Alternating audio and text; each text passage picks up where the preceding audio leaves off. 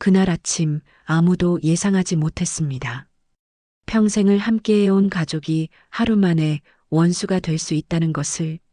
서울 변두리 재래시장 새벽 5시 이정순 할머니 78세는 오늘도 어김없이 좌판을 펼치고 있었어요. 주름진 손으로 시들지 않은 채소들을 가지런히 정리하면서 그녀는 아직 모르고 있었죠. 오늘이 이 자리에서 보내는 마지막 날이 될지도 모른다는 것을. 한편 강남의 고급 아파트에서는 며느리 윤미라 42세가 휴대폰을 붙들고 누군가와 통화를 하고 있었습니다. 어머님 모시기 너무 힘들어요. 이제 한계예요. 그녀의 목소리에는 더 이상 참을 수 없다는 절망감이 묻어 있었어요. 회사로 출근하는 아들 박도현 45세는 집 앞에서 한참을 망설이고 있었습니다. 어머니와 아내 사이에서 갈등하는 것도 지쳤지만 오늘만큼은 결정을 내려야 한다는 걸 알고 있었거든요. 그의 가슴속 어딘가에서는 불길한 예감이 스멀스멀 피어오르고 있었어요. 그리고 손자 박민수 17세는 학교 가는 길에 할머니가 계신 시장으로 발걸음을 돌렸습니다. 뭔가 이상하다는 느낌이 들었거든요. 평소와 다른 집안의 긴장된 분위기, 엄마의 차가운 시선, 아빠의 굳은 표정까지 네 사람 모두 각자 다른 곳에서 같은 하루를 시작하고 있었지만 그들은 아직 몰랐습니다. 오늘 밤 한 가족의 운명이 송두리째 바뀔 거라는 것을. 그리고 그 중심에는 모든 걸 묵묵히 지켜봐 온 정순이. 할머니가 숨겨둔 그 누구도 상상하지 못했던 비밀이 있다는 것을. 그날 저녁 박도연의 집 거실에는 평소와 다른 긴장감이 감돌고 있었습니다. 윤미라가 정성스럽게 차린 저녁상 앞에서 네 식구가 둘러앉았지만 아무도 먼저 수저를 들지 않고 있었어요.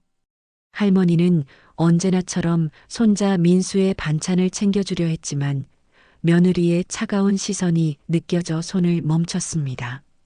뭔가 이상했어요. 평소 같으면 벌써 이런저런 이야기로 시끌벅적했을 식탁이 오늘따라 조용하기만 했거든요.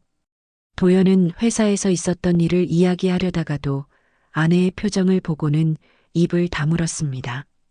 미라의 얼굴에는 오늘 아침부터 계속 굳어있던 결심이 그대로 드러나 있었어요. 더 이상 미룰 수 없다는 듯한 마지막 통보를 하려는 사람의 표정이었죠. 민수만이 이 어색한 분위기를 깨려고 애쓰고 있었습니다. 할머니, 오늘 시장에서 뭐 재밌는 일 없으셨어요? 하지만 할머니의 대답도 평소보다 짧았어요. 그저 별일 없었다며 손자의 머리만 쓰다듬어 줄 뿐이었죠. 바로 그때였습니다. 윤미라가 수저를 내려놓으며 입을 열었어요. 어머니, 말씀드릴 게 있어요. 그녀의 목소리는 단호했습니다. 더 이상 돌려서 말할 수 없을 만큼 절박했고 동시에 냉정했어요. 모든 사람의 시선이 미라에게 집중되었습니다. 할머니의 눈빛이 순간 경계심으로 가득 찼고 도연은 불안한 예감에 젓가락을 놓았어요. 민수는 엄마의 평소와 다른 분위기에 긴장한 기색이 역력했습니다. 요양원에 대해서 알아봤어요. 미라의 첫마디가 마치 폭탄 선언처럼 식탁 위로 떨어졌습니다. 어머니가 계속 여기 계시기엔 우리 모두에게 무리가 있는 것 같아요. 그녀는 준비해온 말들을 차근차근 늘어놓기 시작했어요. 할머니의 얼굴색이 순식간에 변했습니다. 요양원이라니. 평생 가족을 위해 희생해온 자신에게 이런 말을 하다니. 그녀의 입술이 미세하게 떨리기 시작했어요. 하지만 아직 폭발하지는 않았습니다. 며느리의 말을 끝까지 들어보려 했거든요. 미라는 계속 말했습니다. 어머니 건강도 예전 같지 않으시고 민수 입시도 중요한 시기이고 도연 씨도 회사 일로 스트레스가 많고 그럴듯한 이유들을 하나씩 늘어놓을 때마다 할머니의 가슴속 어딘가에서는 뭔가가 조금씩 부서지는 소리가 났습니다. 도연은 중간에 말을 끊고 싶었지만 용기가 나지 않았어요. 사실 아내의 말에 일리가 있다고 생각하는 자신이 부끄러웠거든요. 회사에서 돌아와서 어머니 수발하는 것이 부담스러운 것도 사실이었고 아내의 스트레스도 이해가 되었어요. 민수만이 이 상황의 심각성을 온전히 느끼고 있었습니다. 엄마, 그런 말씀하지 마세요. 그가 작은 목소리로 말했지만 이미 분위기는 돌이킬 수 없는 지경에 이르고 있었어요. 할머니가 드디어 입을 열었습니다. 그래, 내가 그렇게 짐이냐? 그녀의 목소리는 떨렸지만 의외로 조용했어요. 하지만 그 조용함 속에는 지금까지 쌓여온 모든 상처와 실망이 고스란히 담겨 있었습니다. 이제 진짜 폭풍이 시작되려 하고 있었습니다. 그래, 내가 그렇게 짐이냐? 할머니의 조용한 한마디가 떨어지자 식탁 위의 공기가 순식간에 얼어붙었습니다. 윤미라는 뒤로 물러설 생각이 전혀 없었어요. 오히려 더욱 목소리를 높여 말했습니다. 어머니, 현실을 받아들이세요. 우리도 우리 삶이 있어요. 그녀의 말 한마디 한마디가 할머니의 가슴에 비수처럼 꽂히고 있었죠. 할머니가 벌떡 일어났습니다. 78년을 살아온 노인의 몸이지만 그 순간만큼은 젊은 시절의 기운이 되살아나는 것 같았어요. 너희 삶만 삶이냐? 나는 평생 무엇을 위해 살아왔는데. 할머니의 목소리에 실린 분노와 서러움이 온 집안을 뒤흔들었습니다. 도연은 어쩔 줄 몰라 하며 중간에 끼어들려 했어요. 어머니, 미라야, 진정해. 하지만 이미 상황은 걷잡을 수 없이 번져나가고 있었습니다. 수십 년간 쌓여왔던 감정들이 한꺼번에 터져 나오고 있었거든요. 미라가 맞받아쳤습니다. 어머니가 우리를 위해서라고 하셨지만 솔직히 말해서 지금은 우리가 어머니를 위해서만 사는 것 같아요. 민수 교육비, 생활비, 모든 게 다 부담이에요. 이 집에 어머니가 계시면 우리 삶이 엉망이 되는 거예요. 그 순간 할머니의 눈에서 눈물이 주르륵 흘러내렸습니다. 하지만 그 눈물은 슬픔보다는 분노에 가까웠어요. 엉망이라고 했냐? 내가 너희 삶을 엉망으로 만든다고 했냐? 할머니의 목소리가 떨렸지만 그 속에 담긴 상처는 너무나 깊었습니다. 민수가 울먹이며 끼어들었어요. 할머니, 엄마, 제발 싸우지 마세요. 17살 소년의 간절한 목소리였지만 이미 어른들의 감정은 돌이킬 수 없는 지점까지 와 있었습니다. 도연이 결국 입을 열었어요. 어머니, 미라 말도 일리가 있어요. 우리 형편도 넉넉하지 않고 요양원도 나쁘지 않을 것 같은데요. 그의 말이 떨어지자 할머니는 마치 벼락이라도 맞은 듯 그 자리에 얼어붙었습니다. 내가 그런 말을 하느냐? 할머니의 목소리는 이제 거의 속삭임에 가까웠어요. 내가 널 위해 평생 뭘 했는데 내가 나한테 요양원에 가라고 하느냐? 그녀의 눈빛에는 믿을 수 없다는 표정이 가득했습니다. 미라가 마지막 일격을 가했습니다. 어머니, 시대가 바뀌었어요. 지금은 각자 살아가야 하는 거예요. 우리도 더 이상은 어머니를 모실 여력이 없어요. 그녀의 차갑고 단호한 목소리가 할머니의 마지막 희망마저 산산조각 내버렸습니다. 할머니가 휘청거리며 벽에 손을 짚었어요. 그리고는 천천히, 정말 천천히 고개를 들어 아들을 바라보았습니다. 도연이, 정말 내 마음이 그러냐? 내가 정말 나를 요양원에 보내고 싶으냐? 도연은 차마 어머니의 눈을 마주보지 못했습니다. 그저 고개를 숙인 채 말했어요. 어머니를 위해서라도 요양원이 나을 것 같아요. 그의 말이 끝나자 할머니는 길고 깊은 한숨을 내쉬었습니다. 알겠다. 할머니가 마침내 항복 선언을 하듯 말했어요.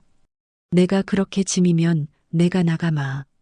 그녀는 천천히 자리에서 일어나 방으로 향했습니다. 뒷모습이 하루아침에 10년은 더 늙어 보였어요. 민수만이 할머니를 따라가려 했지만 미라가 그의 팔을 붙잡았습니다. 너는 가만히 있어. 이미 결정된 일이야. 그날 밤 할머니는 한잠도 이루지 못했습니다. 그리고 새벽이 되자 조용히 짐을 꾸리기 시작했어요. 이 집에서 나가기로 결심한 것입니다. 새벽 4시 할머니는 조용히 방문을 열고 나왔습니다. 손에 들린 건 낡은 보따리 하나뿐이었어요. 평생 모아온 살림살이 중에서 정말 필요한 것만 골라 담았던 거죠. 거실을 지나면서 할머니는 잠시 발걸음을 멈췄습니다. 소파에 놓인 민수의 교복, 식탁 위에 아직 설거지되지 않은 그릇들, 벽에 걸린 가족 사진까지 모든 것이 그녀의 기억 속에 깊이 새겨졌어요. 현관문을 열 때 삐걱거리는 소리가 났지만 다행히 아무도 깨지 않았습니다. 할머니는 마지막으로 집안을 돌아보며 작은 목소리로 중얼거렸어요. 고생 많았다, 이 집아. 그리고는 문을 조용히 닫고 새벽길을 향해 걸어갔습니다. 1시간 후 민수가 화장실을 가려고 일어났다가 할머니 방이 비어 있는 걸 발견했어요. 할머니, 할머니. 그가 집안을 뒤지며 불러봤지만 아무 대답이 없었습니다. 급하게 부모님을 깨웠죠. 할머니가 없어졌어요.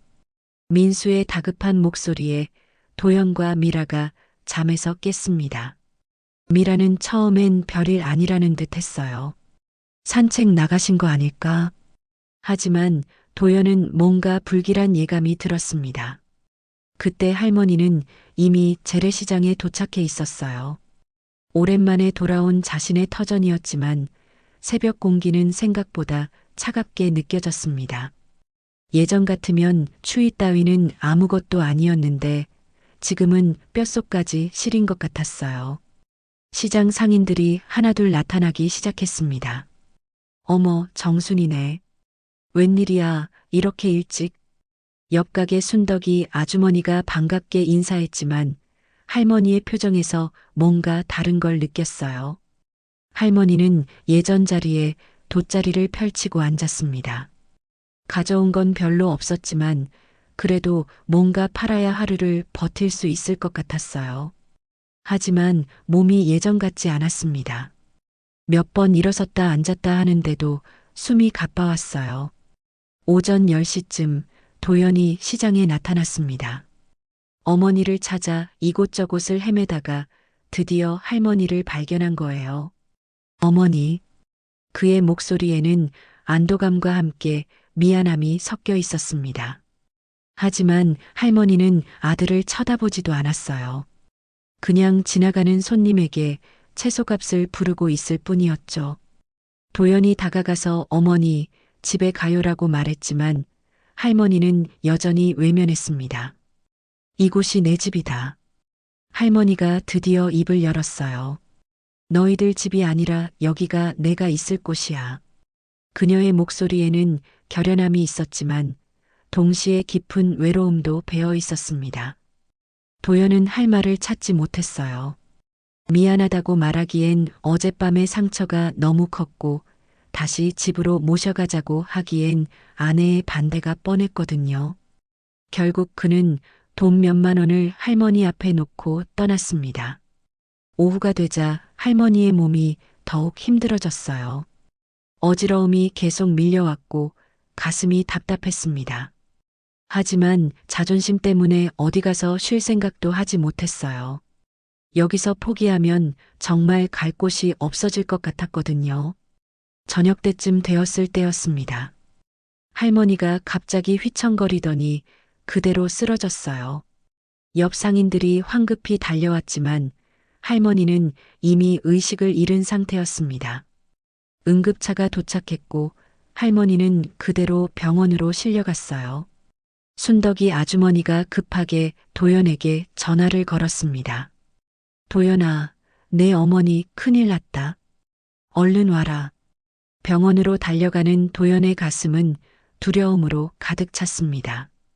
어젯밤 자신이 한 말들이 계속 머릿속에 맴돌았어요. 정말 돌이킬 수 없는 일이 벌어진 건 아닐까 하는 불안감이 그를 짓눌렀습니다. 병원 응급실 앞 복도는 소독약 냄새와 함께 무거운 침묵이 흘렀습니다. 도연은 의자에 앉아 머리를 감싸 안고 있었고 뒤늦게 도착한 미라는 어쩔 줄 몰라 하며 서 있었어요.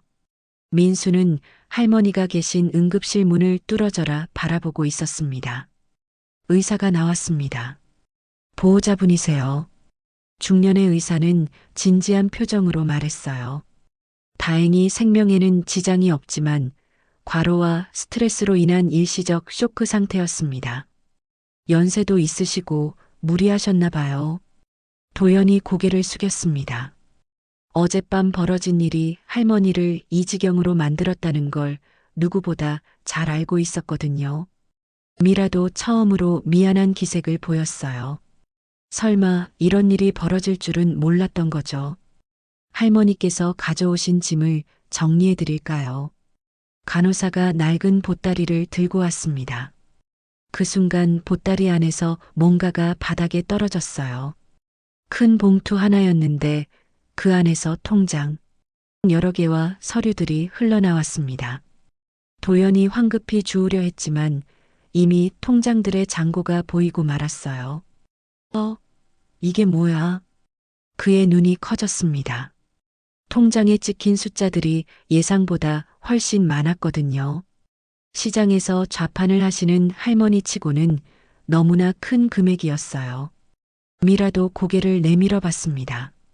그리고는 믿을 수 없다는 표정을 지었어요. 이 돈이 다 어머니 거예요. 그녀의 목소리에는 당황스러움이 가득했습니다. 평생 시장에서 푸성기를 팔아서 이런 돈을 모을 수 있었을까 하는 의문이 들었거든요. 서류들 중에는 집 관련 문서들도 있었습니다. 할머니가 예전에 살던 그 집의 등기부등본이었어요. 민수가 그 서류를 들여다보다가 이상한 걸 발견했습니다. 아버지, 여기 제 이름이 있어요. 도연이 서류를 받아 자세히 살펴봤어요. 정말로 집의 소유권이 민수 앞으로 바뀌어 있었습니다. 언제 이런 일이? 그는 전혀 몰랐던 사실이었어요. 할머니가 언제 이런 준비를 해놓으셨을까요? 간호사가 말했습니다. 어르신께서 의식이 돌아오셨어요.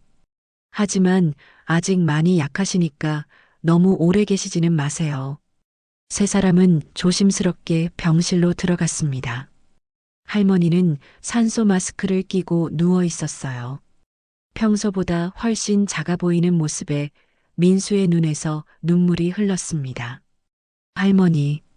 그가 작은 목소리로 불렀지만 할머니는 눈만 살짝 뜨고는 다시 감아버렸어요. 도연이 다가가서 말했습니다. 어머니, 미안해요. 어제 제가 잘못했어요. 하지만 할머니는 여전히 반응이 없었어요. 그저 천장만 바라보고 있을 뿐이었죠. 미라도 용기를 내어 다가갔습니다. 어머니, 저도 너무 심하게 말했어요. 하지만 할머니의 표정은 변하지 않았어요. 상처가 너무 깊었던 걸까요? 아니면 정말 실망이 컸던 걸까요? 민수만이 할머니의 손을 잡고 있었습니다. 할머니, 제가 있어요. 저는 할머니 편이에요. 그제서야 할머니의 입가에 미세한 미소가 떠올랐어요. 병실을 나온 후 세 사람은 복도에서 할 말을 잃었습니다.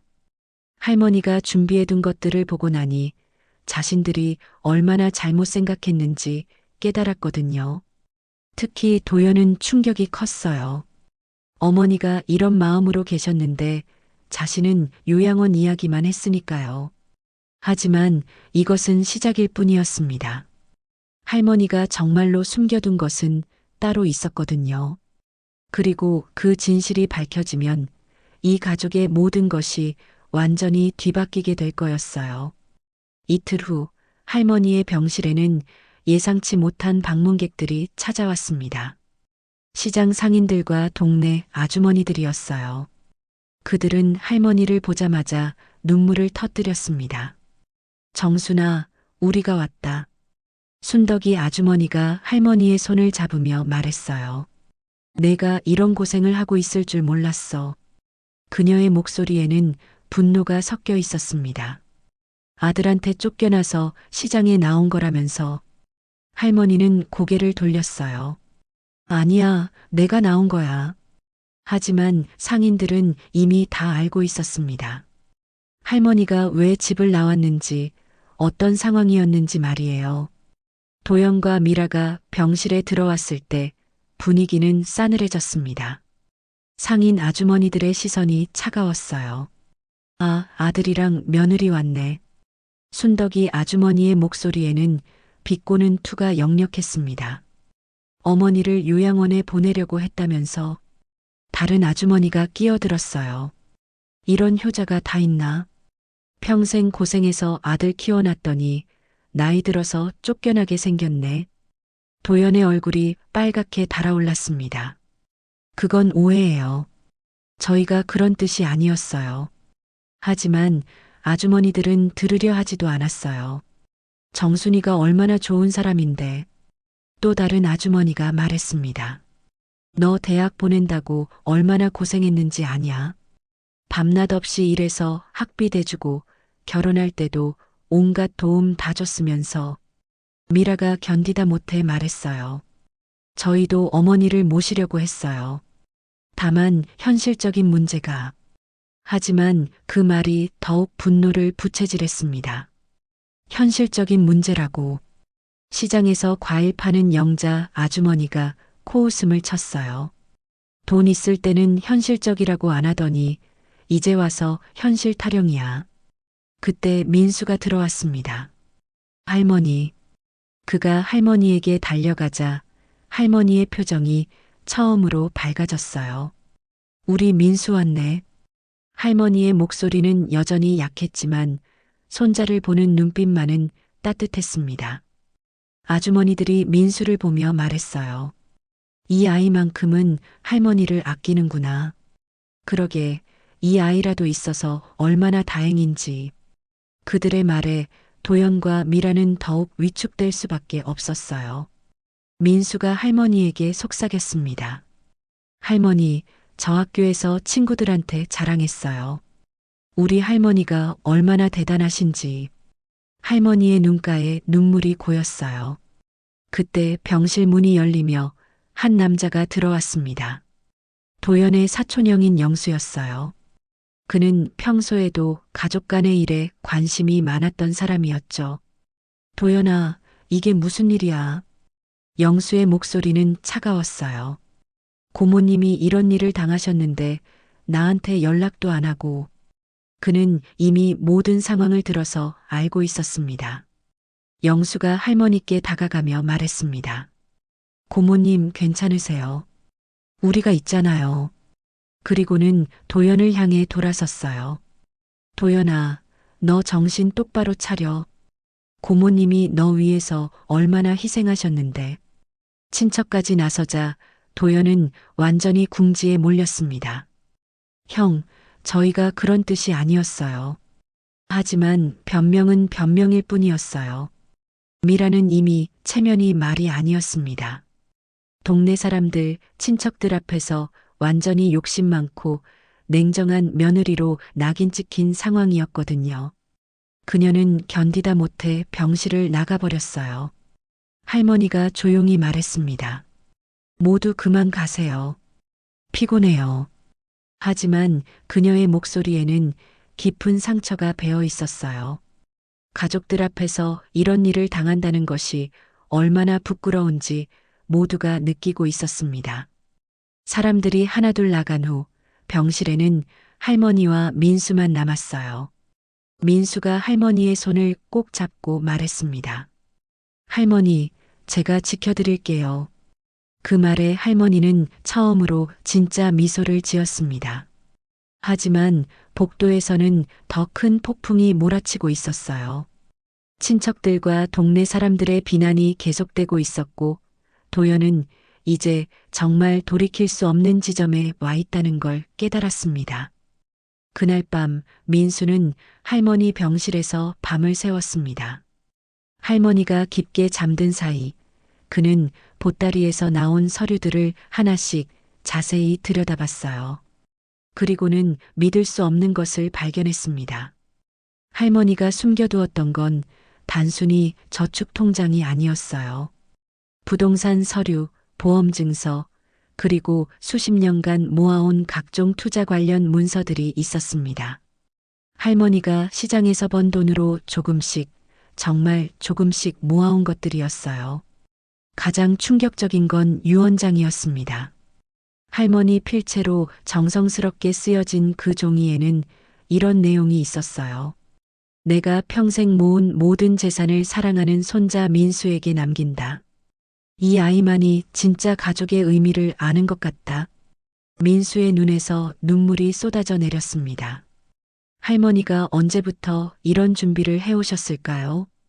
부모님이 요양원 이야기를 하기 훨씬 전부터 할머니는 이미 모든 걸 예상하고 계셨던 것 같았어요.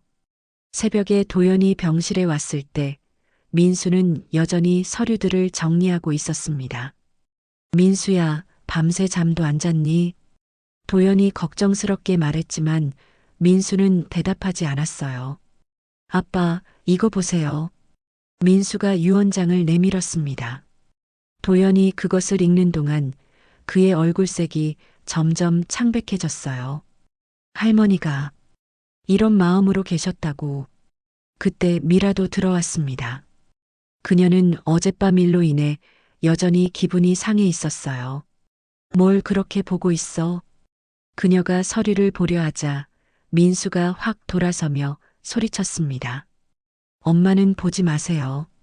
민수의 목소리가 떨렸어요. 엄마가 볼 자격이 없어요. 이 모든 게 엄마 때문이에요. 민수야, 갑자기 왜 그래? 미라가 당황했지만 민수의 분노는 이미 폭발 직전이었어요. 할머니가 우리 가족의 뿌리예요. 민수가 눈물을 흘리며 외쳤습니다. 할머니가 아빠를 키우시고 우리를 위해서 평생 희생하셨는데 아빠와 엄마는 할머니를 버리려고 했어요. 도연이 아들을 진정시키려 했어요. 민수야, 우리가 그런 뜻이 아니었어. 하지만 민수는 멈추지 않았습니다. 그런 뜻이 아니라고요. 민수의 목소리가 더욱 커졌어요. 그럼 요양원은 뭐예요? 할머니를 짐이라고 한 건 뭐예요? 엄마는 할머니가 우리 삶을 엉망으로 만든다고 했잖아요. 미라의 얼굴이 하얗게 질렸습니다. 그건 정말 힘들어서 그런 거였어. 하지만 변명은 소용없었어요. 힘들어서요. 민수가 비웃었어요.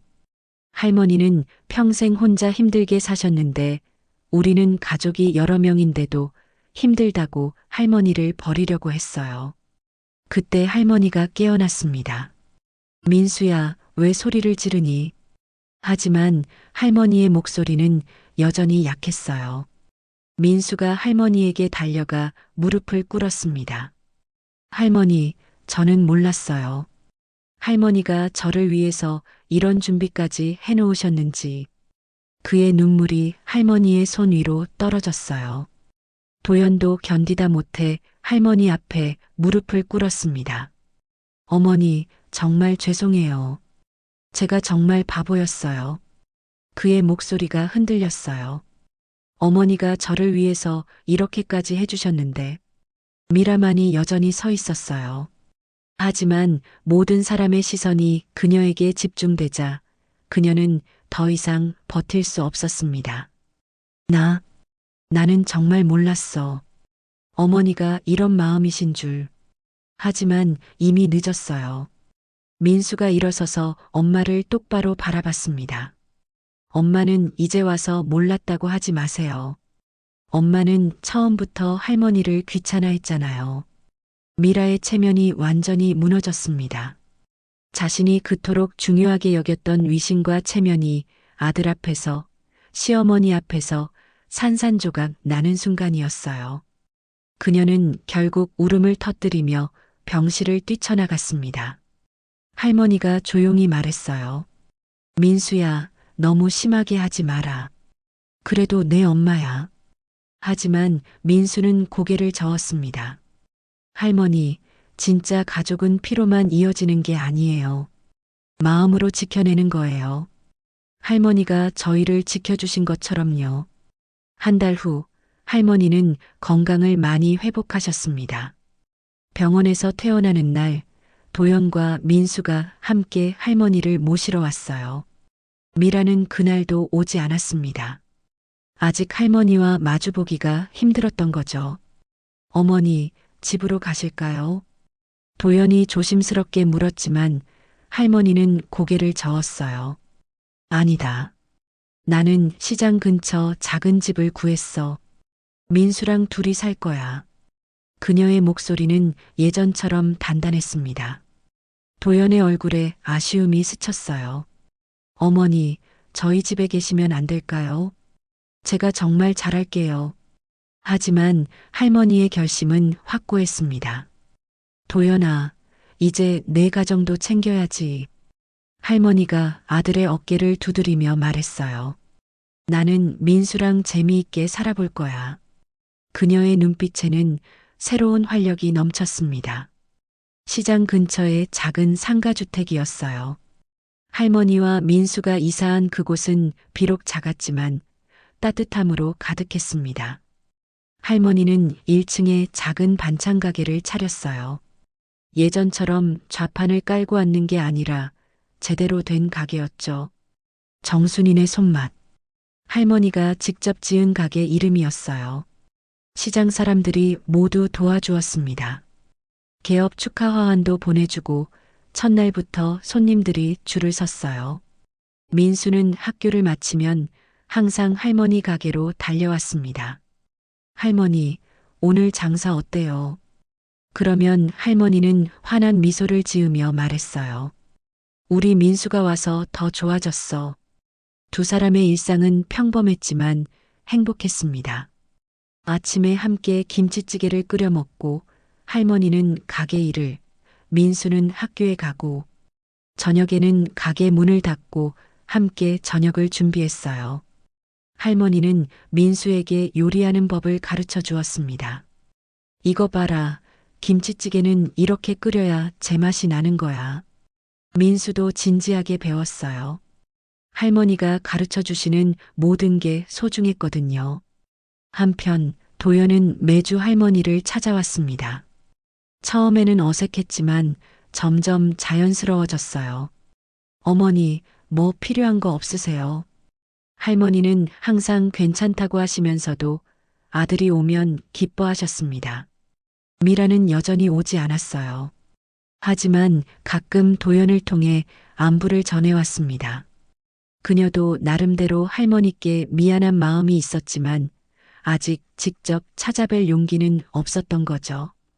어느 토요일 오후였습니다. 할머니와 민수가 가게에서 장사를 하고 있는데 익숙한 목소리가 들렸어요. 어머님, 미라였습니다. 그녀는 한참을 망설이다가 가게 앞까지 온 것 같았어요. 할머니가 놀란 표정으로 며느리를 보았습니다. 미라는 할머니 앞에서 깊이 고개를 숙였어요. 어머님, 정말 죄송합니다. 그녀의 목소리가 떨렸습니다. 할머니는 잠시 말이 없었어요. 그러다가 천천히 입을 열었습니다. 미라야, 고개 들어. 우리도 서로 이해 못한 게 있었어. 할머니의 마음은 이미 많이 누그러져 있었습니다. 민수가 엄마에게 다가갔어요. 엄마, 할머니 반찬 드셔보세요. 정말 맛있어요. 그의 목소리에는 원망보다는 기대감이 있었습니다. 가족이 다시 화해할 수 있다는 희망 말이에요. 그날 저녁 네 식구가 오랜만에 함께 저녁을 먹었습니다. 할머니가 직접 만든 음식들이 식탁 가득 놓였어요. 예전처럼 시끌벅적하지는 않았지만 따뜻한 분위기였습니다. 미라가 조심스럽게 말했어요. 어머님, 정말 맛있어요. 어떻게 이런 맛을 내세요?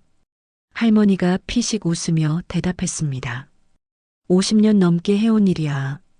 너도 배우면 할 수 있어. 그 순간 모든 사람이 느꼈습니다.